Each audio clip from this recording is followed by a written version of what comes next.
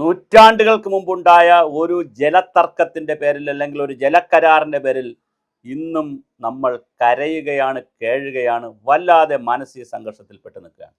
അപ്പോഴാണിതാ മറ്റൊരു വാർത്ത വരുന്നു. തിരുവനന്തപുരം ജില്ലയിലെ നെയ്യാർ ഡാമിലെ വെള്ളത്തിനായി തമിഴ്നാട് വീണ്ടും ബഹളമുണ്ടാക്കുന്നു. നെയ്യാർ ഡാമിലെ വെള്ളം അതിർത്തിയിലെ ജലതർക്കം ആക്കി മാറ്റി അവരവിടെ നിയമസഭയിലേക്ക് കൊണ്ട്. കേരളവും തമിഴ്നാടും തമ്മിലുള്ള നെയ്യാർ ജലസംരക്ഷണ തർക്കം വീണ്ടും ചർച്ചയാവുകയാണ്. ഒരു കാലത്ത് ഇരു സംസ്ഥാനം തമ്മിലുള്ള സൗഹൃദത്തിൻ്റെ പ്രതീകമായി നിന്ന തിരുവനന്തപുരത്തിൻ്റെ അഗസ്ത്യ മലകളിൽ നിന്ന് ഉത്ഭവിക്കുന്ന നെയ്യാർ ഇടതുകര കനാൽ ഇന്ന് പൂർണ്ണമായും അടഞ്ഞു കിടക്കുന്നു. കർഷകരുടെ ഈ കടുത്ത പ്രതിസന്ധി തമിഴ്നാട് നിയമസഭയിലും ഇപ്പോൾ ഒച്ചപ്പാടുണ്ടാക്കിയിരിക്കുകയാണ്. ചരിത്രപരമായി നോക്കുമ്പോൾ 1963 അന്നത്തെ കേരള മുഖ്യമന്ത്രി ആർ ശങ്കറും തമിഴ്നാട് മുഖ്യമന്ത്രി കെ കാമരാജും ചേർന്നാണ് നെയ്യാർ പദ്ധതിയിൽ നിന്ന് തമിഴ്നാട്ടിലെ വിളവൻകോട് താലൂക്കിലേക്ക് വെള്ളം നൽകാൻ കരാറുണ്ടാക്കിയത്. എന്നാൽ ഈ കരാറിൻ്റെ കാലാവധി കഴിഞ്ഞുവെന്ന് ചൂണ്ടിക്കാണിച്ച് 2004 കേരളം വെള്ളം നൽകുന്നത് പൂർണ്ണമായും നിർത്തിവെച്ചു. തകർന്നടിയുന്ന കാർഷിക മേഖല വെള്ളം വരാതായതോടെ അല്ലെങ്കിൽ കിട്ടാതായതോടെ തമിഴ്നാടിൻ്റെ അതിർത്തി ഗ്രാമങ്ങളിലേക്കും പാറശാലയ്ക്ക് സമീപമുള്ള പ്രദേശങ്ങളിലെയും കാർഷിക മേഖല സമ്പൂർണ്ണമായും തകർന്നു. ആയിരക്കണക്കിന് ഏക്കർ നെൽപ്പാടങ്ങളും പച്ചക്കറി കൃഷിയും ഉണങ്ങി നശിച്ചു. കർഷകർ വലിയ ദാരിദ്ര്യത്തിലാകുന്നു. നിയമസഭയിൽ ശബ്ദമുയർത്തി വിളവൻകോട് MLA തങ്ങളുടെ ജീവൽ പ്രശ്നത്തിന് പരിഹാരം കാണാൻ തമിഴ്നാട് നിയമസഭയിൽ വിളവൻകോട് MLA ബഹളമുണ്ടാക്കിയിരിക്കുകയാണ്.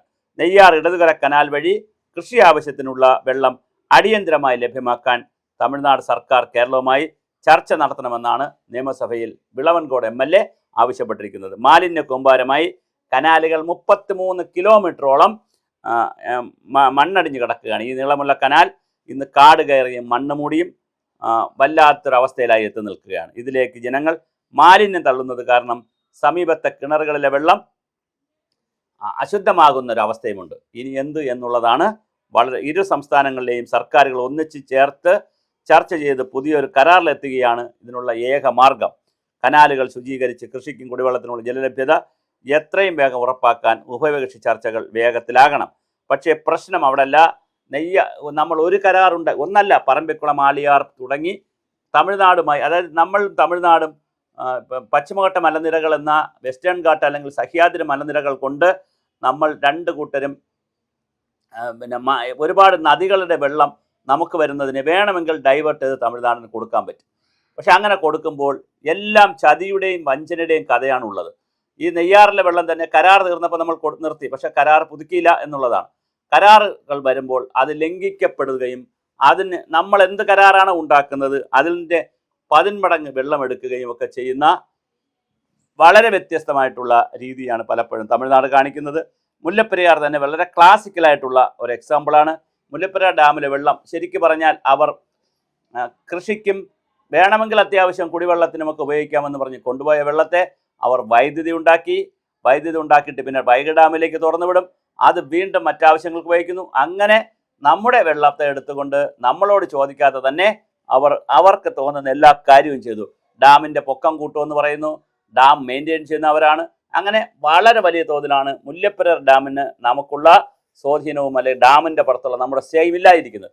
ആ സമയത്താണ് ഇതാ പുതിയൊരു സാധനം കയറി വരുന്നുണ്ട്. നെയ്യാർ നദീജലത്തിലെ വെള്ളം കൊടുക്കണമെന്നുള്ള പുതിയ ചർച്ച വരികയാണ്. അപ്പോൾ ഈ ചർച്ചകൾ വരുമ്പോൾ സ്വാഭാവികമായിട്ട് വെള്ളമുണ്ടെങ്കിൽ വെള്ളം അങ്ങോട്ടും ഇങ്ങോട്ടൊക്കെ കൊടുക്കുന്നതിലും തെറ്റൊന്നുമില്ല. കാരണം വെള്ളമൊന്നും ആരുടെയും സ്വകാര്യ സ്വത്തൊന്നുമല്ല, ഒരു ജോഗ്രഫിക്കൽ ബൗണ്ടറിക്കകത്ത് കിടക്കുന്നു എന്നുള്ളതേ ഉള്ളൂ. പക്ഷേ അത് കൊടുക്കുമ്പോഴും എടുക്കുന്നവരാണ് കൂടുതൽ കാരുണ്യം കാണിക്കേണ്ടത്, കൊടുക്കുന്നവരോട്. ഇതിപ്പോൾ കൊടുക്കുന്നവർക്ക് കാരുണ്യവും എടുക്കുന്നവർക്ക് അഹങ്കാരവും എന്നുള്ളത് ഒരു കാരണവശാലും അംഗീകരിക്കാൻ കഴിയില്ല. അങ്ങനെയാണെങ്കിൽ നമുക്ക് പുതിയ കരാറുകൾ ഉണ്ടാക്കി പുതിയ നല്ല കരാറുണ്ടാവണം. ആ കരാറുകൾ ജെന്റിൽമാൻ കരാറുകൾ ഉണ്ടാക്കി പോകുന്നതാണ് നല്ലത്. പാറശാലയ്ക്കും വിളവൻകോടും താലൂക്കിലും പാറശാലയ്ക്കുമൊക്കെ വലിയ നഷ്ടം വരുന്ന ഒരു കാര്യമാണ് ഈ കനാലിൽ കൂടെ വെള്ളം കൊടുക്കാത്തത്. പക്ഷെ കനാലിൽ കൂടെ വെള്ളം കൊടുക്കുന്നതിനെക്കുറിച്ച് പുനരാലോചിക്കാം. നെയ്യാർ നദിയിലെ വെള്ളത്തെക്കുറിച്ച് ചിന്തിക്കാം. പക്ഷെ അങ്ങനെ ചിന്തിക്കുമ്പോൾ ഞാൻ ഈ പറഞ്ഞതുപോലുള്ള കൃത്യമായ കരാറില്ലാതെ കൊടുത്താൽ തീർച്ചയായിട്ടും അടുത്ത ഒരു മുല്ലപ്പെരിയാറായിരിക്കും നെയ്യാറിനെ കാത്തിരിക്കുന്നത്. അത് പാടില്ല. 100 വർഷത്തേക്കോ 500 വർഷത്തേക്കോ ഒക്കെ കരാറൊക്കെ എഴുതി കൊടുത്ത് കൺഫ്യൂഷൻ ക്രിയേറ്റ് ചെയ്യാതെ വളരെ കൃത്യമായ കാര്യങ്ങൾ ചെയ്യേണ്ട, പഠിച്ച് സയൻറ്റിഫിക്കായി എത്ര വെള്ളമുണ്ടെന്ന് ക്യാരിയിങ് കപ്പാസിറ്റിയൊക്കെ നോക്കി, ഡ്രെയിനേജിൻ്റെ പാറ്റേൺ നോക്കി, നീരൊഴുക്ക് സംവിധാനം നോക്കി അതിൽ നിന്ന് മാത്രം ചെയ്യേണ്ടുന്നൊരു കാര്യമാണ് നെയ്യാർ ഡാമിലെ വെള്ളമെന്ന് പറയുന്നത്. അല്ലാതെ ഒരു കാരണവശാലും നെയ്യാർ ഡാമിലെ വെള്ളം ആർക്കും കൊടുക്കരുത് എന്നുള്ളതാണ്. കൊടുക്കുമ്പോൾ ഞാൻ ഈ പറഞ്ഞ കൃത്യമായ ഒരു ഉത്തരവാദിത്വം അതിനകത്ത് ഉണ്ടായിരിക്കണം.